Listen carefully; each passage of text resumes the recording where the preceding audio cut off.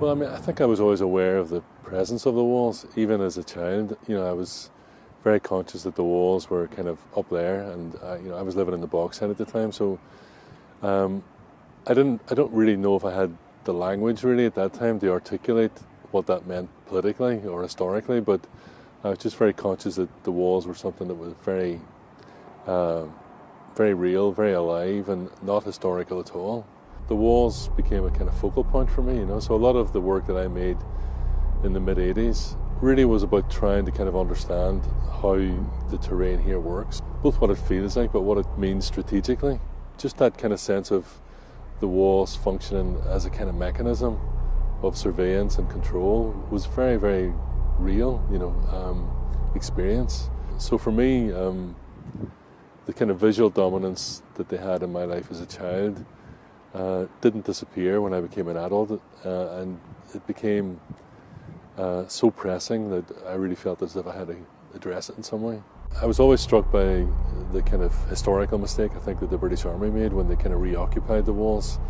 after 1969. So it seemed to be a kind of reassertion of a kind of colonial position in some way, So for me, the camera was kind of implicated in that whole kind of process,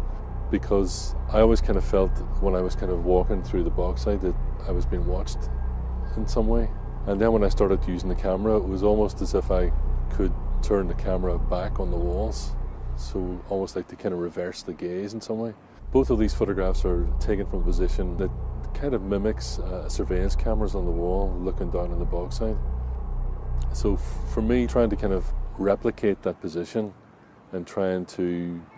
both kind of undermine it and kind of interrogate it in some way were